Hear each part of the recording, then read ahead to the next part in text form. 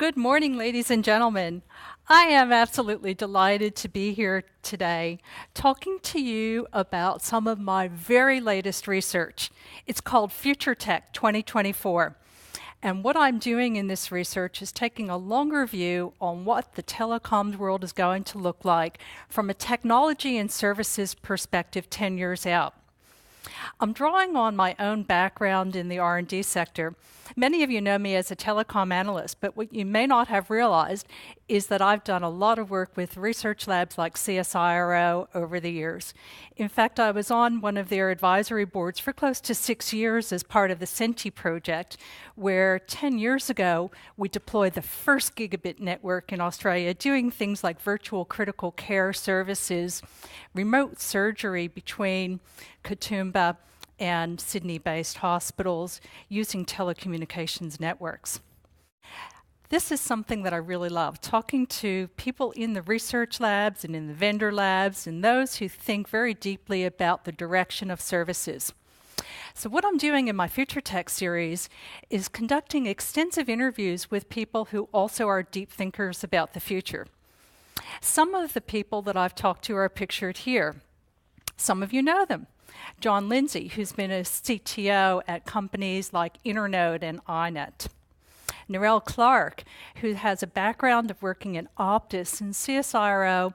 She's the deputy CEO of ACAN and also the long-standing president of the Internet Society in Australia. Dr. Dean Economou, a researcher at NICTA, formerly at CSIRO.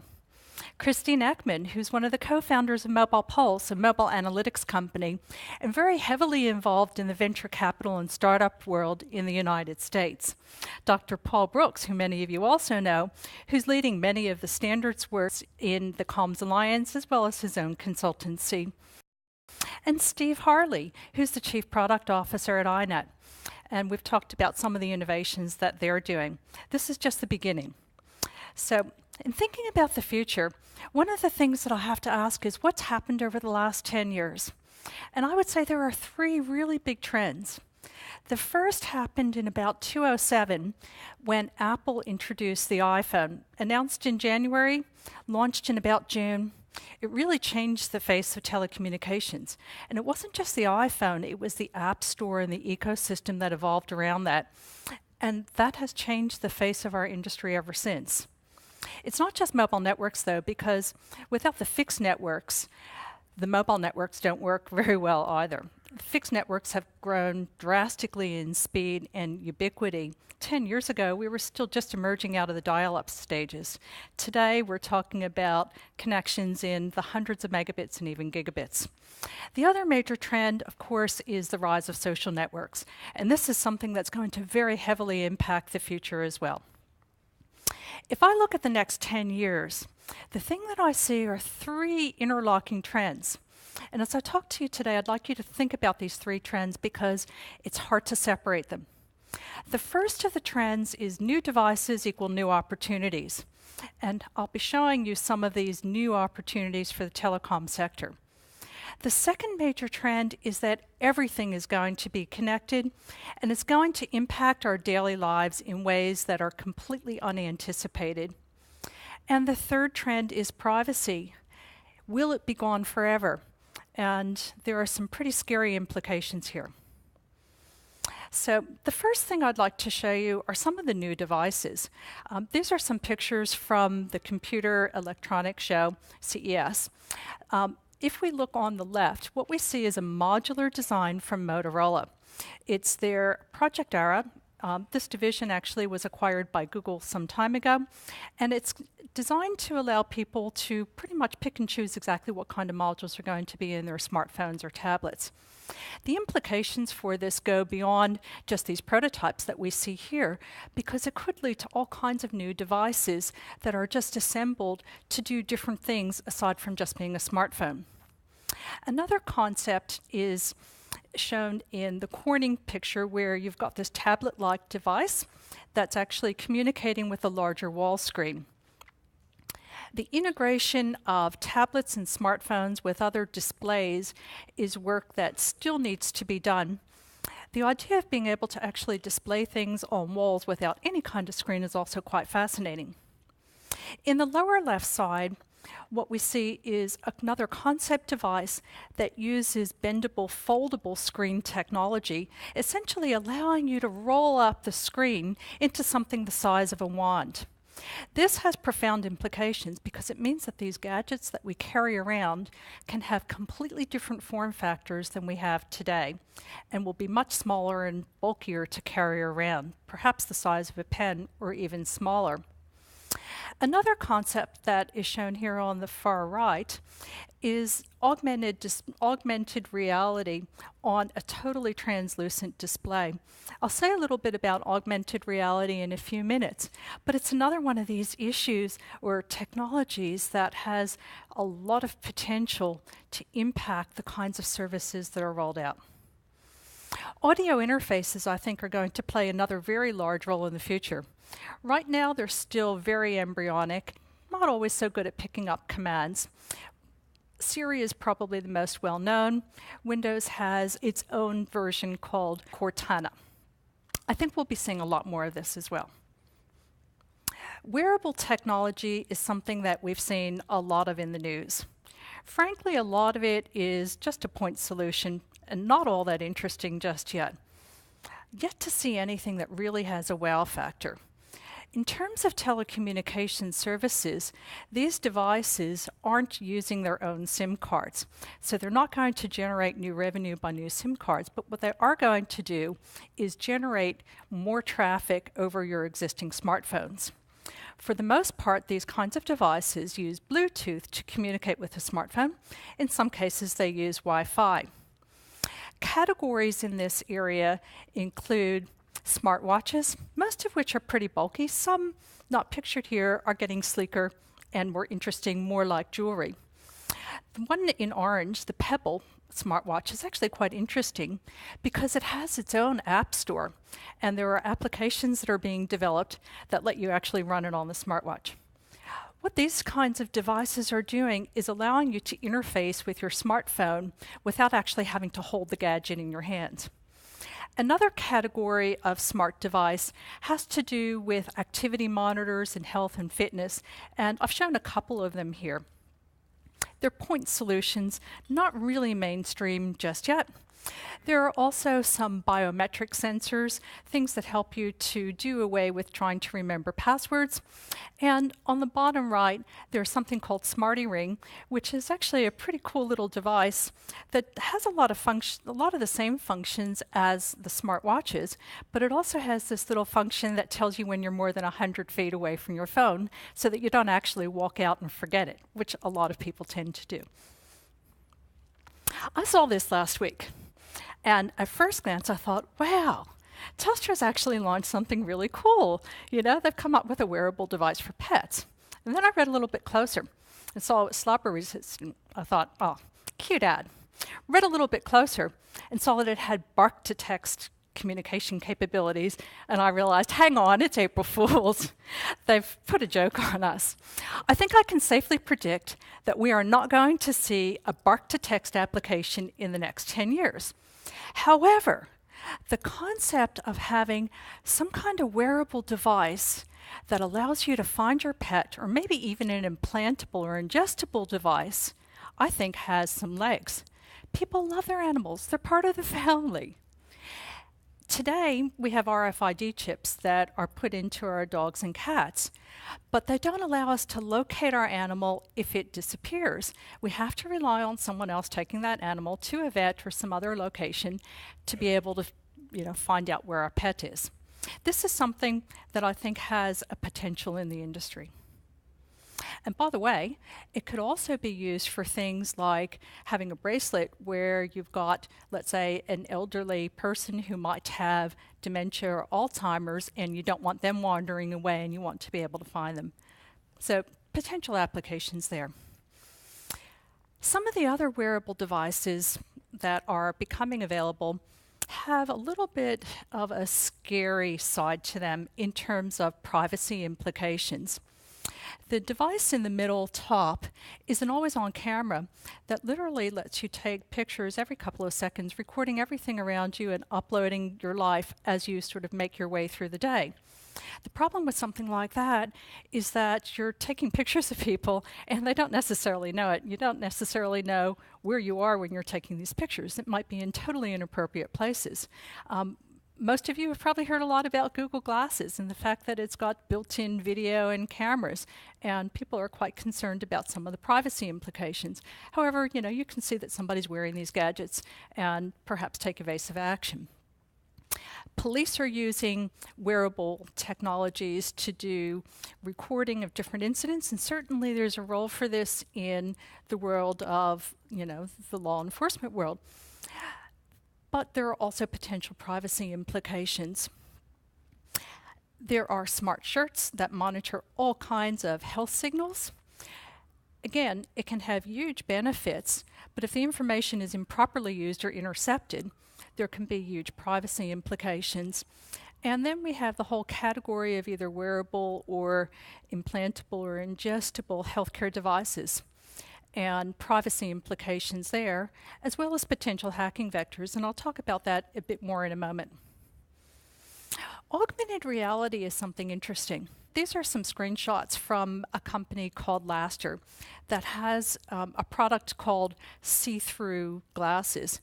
Unlike Google Glass, this particular product was designed not to have a camera and not to have any kind of video, specifically to protect against privacy. It communicates with your phone and uses the GPS from your phone. It uses the communication signals from your phone. And then it has software that allows you to basically automatically take what you're looking at and impose an augmented view. A couple of the applications already available, including a sailing application where it can give you all kinds of information about the water conditions and the direction that you're heading. Obviously, driving information, giving you your GPS type of information and your navigation without having to look down at your car console. And the last one on the bottom left is looking at paragliding and helping you understand things like altitude and wind direction and so on. Some interesting things here, and I think room for more applications. These kinds of applications will drive up use on our networks, but are not going to necessarily be new devices on their network. They're tied into the smartphones and tablets that we already have. Implantable devices are another really interesting area, and also another area that I think has potential implications for privacy and also hacking. A couple of years ago, some white hat hackers showed that they could basically hijack an insulin pump from about half a mile away and deliver a lethal dose. At the same hacking conference, again, white hat hacking, it was shown that a heart valve, a pacemaker, could be turned into a system that delivered lethal voltage, basically killing a person, using the wireless communications that are embedded in these devices. Concern around this was so great that the former Vice President Dick Cheney in the United States, who had a pacemaker, his team disabled the wireless communications because they were afraid that somebody might be able to hack it. So there are huge potential healthcare benefits, but there are a lot of security areas that also need to be considered. The next area is ingestible devices. And what's happening here is that these devices are so tiny. This is a chip, and you can see it next to a little thumbtack pin. And they're getting smaller and smaller and smaller, and they're being embedded into pills that you then swallow. Proteus is one of the early companies in this area, and they already have pills that allow doctors to monitor, for instance, whether elderly patients have taken their appropriate dose of medication. Forget the blue pill and the red pill. In a wild futuristic innovation, Motorola unveiled a new pill that, when swallowed, interacts with human stomach acid and emits an 18-bit signal from your body, making an entire person an authentication device. Dubbed the authentication vitamin, the pill has already been approved by the FDA and could interact with cell phones and other devices. Motorola also showed off an electronic tattoo fitted with circuits and an antenna. The same variety Google said it hopes to develop to replace traditional passwords in some cases. The neat human-machine inventions continue the craze for wearable computers, a hot topic at the D11 conference in California, where talk about Google Glass and a potential Apple Watch has led to questions about how widely such technology might be adopted. As I said, some interesting implications here. The question, though, is how long do these devices stay in your body? You know, how many of them can you have in your body without having any kind of health effects? And what happens to the information? Is it secure? I'll take just a moment to also show you a detailed picture of this printable skin sensor. You know, when you start to think of the fact that you've got these skin sensors that you can literally print perhaps with 3D printers, and you don't even need elastomer backing. You can literally use a rubber stamp to put this on a person, and it stays on for about 2 weeks until the process of skin exfoliation discards the sensor. These things are becoming cheaper and cheaper and more ubiquitous, and when you tie it in with something like an ingestible pill, it allows you to then, communicate from the computer in the pill to your wireless skin patch, and then off to either a fixed or cellular network. There are wireless communications devices embedded in these sensors. These are new opportunities for services and also another driver of potential traffic on our networks. We've heard of the Internet of Things, and I'm sure many of you have seen this graph from Cisco where they're showing and predicting that by 2020 they're expecting 50 billion devices. Well, there are more than enough IP addresses with IPv6 to accommodate this. Many, many more devices. What other kinds of things might we expect to see? Home automation is one of the areas where there's a lot of innovation happening right now. And I divide these kinds of devices into two categories. The first are point devices that control different functions in your home, and the second are gateways. These are a couple of examples of point devices.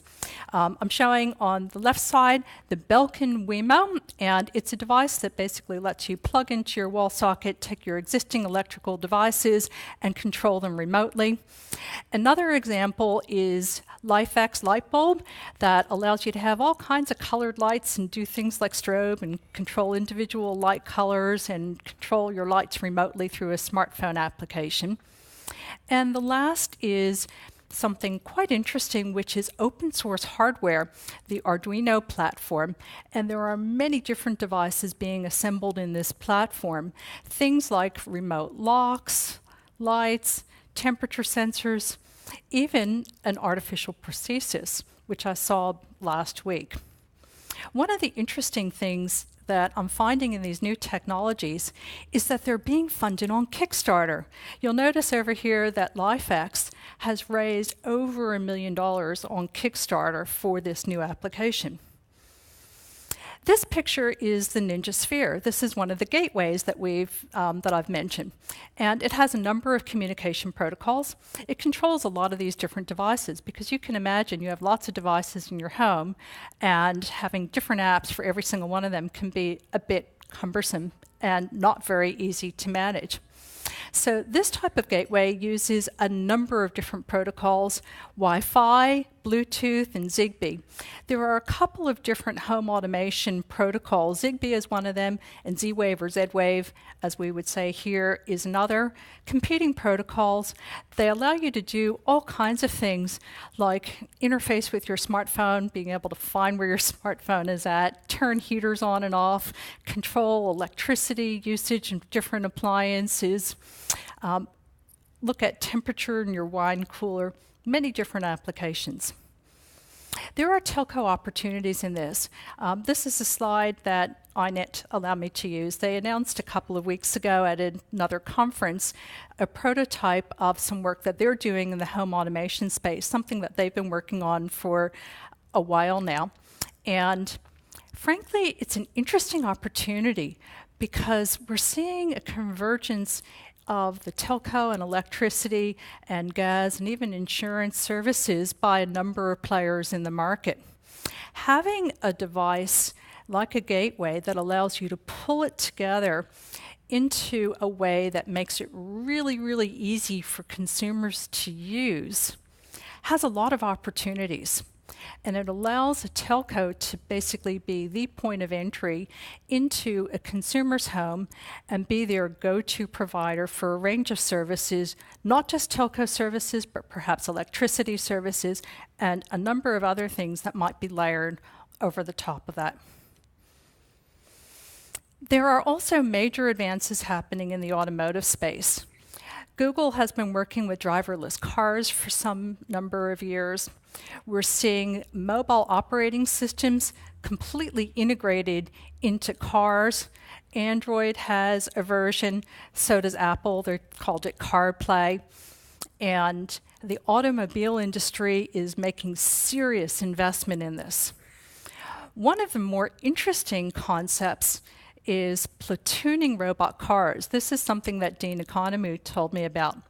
And this is just a little picture from a video from Volvo, where essentially you have a lead car that might be controlled by an expert driver, driving at very, very high speeds, maybe 150 kilometers an hour. And behind it, at very close distance, say maybe a meter or a couple meters apart, are automatically controlled cars in what looks like a car chain. And these are completely controlled on an automated basis. Let me show you a quick video of how this might work. This is Future Car. By the year 2030, we certainly can imagine automobiles that don't crash. And today, we have technologies that are clearly on the roadmap to that future. Collision avoidance systems, for example. We have sensors based on radar or LiDAR sensors that actually can detect whether there's an object up the road and give our drivers heads up, advance notice that there's an object coming. Not only can computers allow vehicles to essentially see and sense what's around them, but can process that information very quickly. There is no question that there will be artificial vision of some form in vehicles in the future. In order to achieve a crash-free world, our cars must be communicating with one another, all guided by the smart roadways they travel on. Already, there are telematic highways in Wales, and sensors are being used on roadways in smart corridors of Southern California. Cars will be communicating their locations within a precision of less than a meter, and being able to communicate within milliseconds. There are implications for our industry in this because there's going to be communications and control that is required for these networks. The question is, who are the companies that are going to take advantage of these opportunities? Will it be the automobile industry? Will it be the telecommunications industry? Will it be a new industry that arises just to do this? Sensor networks are another really interesting application with legs in the telecommunications space and opportunities for those of us in this industry. Here I'm showing a couple of sensor networks that I became aware of as part of the Australian Centre for Broadband Innovation review panel that I was on a few months back. In Tasmania, there's a project called Sense-T, and it's a collaboration between the Tassie government, UTAS, CSIRO, and IBM. And literally what they are trying to do is deploy a very wide range of sensors, including those that measure, soil moisture, humidity, even the heartbeats of oysters, looking for pollutants in waterways. and then combining this information with other data that's held in state and business databases, things like historical information as well as spatially, to be able to give a completely different view of the environment. Other work that's being done in Australia are many, many different sensor deployments for smart farms. And in the picture below, I'm showing a sensor, the orange thing, from a company called Taggle, which is based out of the ATP in Redfern. And if you look closely, you can see that there is an orange dongle on the cow's ear. These sensor networks will have to be deployed and controlled by someone. The question is, who's going to step in and take advantage of this opportunity? We're still in the very early days, but these are devices that will use communication networks and perhaps present brand new opportunities for companies in the telecommunication space. Drones are another area that are quite interesting. A few months ago, Amazon announced their Amazon Prime Air delivery system.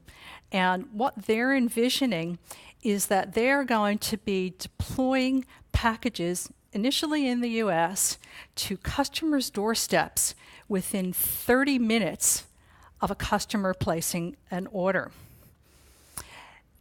In the literature that Amazon has published on this, they envision deploying these as early as next year in 2015, and their view is that these drones, delivery drones, will be as ubiquitous as mail trucks are.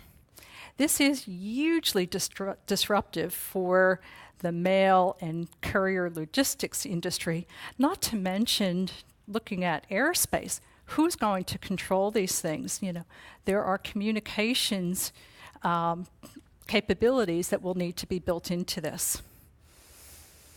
UAVs, which is the more formal term for drones, unmanned aerial vehicles, are also being very widely used in mining, in the mining sector, resources sector, and also for things like fire and other areas where it's not safe for a human to go. Also quite useful in things like, you know, perhaps a terrorist situation or a hostage situation where you really don't want to send any human, but you want to get some kind of surveillance. However, drones also have a downside. A few weeks ago in the UK, an ethical hacker deployed a drone called Snoopy that basically showed how easy it was to hack into a smartphone using wireless protocols. In our smartphones today, when we have Wi-Fi turned on, they're broadcasting for networks that they know and trust. So if you use a hotspot like Starbucks or McDonald's, it basically calls out, hey, Starbucks, are you there? McDonald's, are you there? Well, this researcher, designed a drone that allows you to mimic these networks and then get all kinds of personal information, even getting into your Facebook account. Huge implications here. Drones down under. Well, this is a picture from Sydney, as we can see, you know, one of the early commercial tests. One of the concerns here is that CASA simply does not have the resources to look at every single drone, and privacy implications are actually outside of its scope. It's not resourced up for it.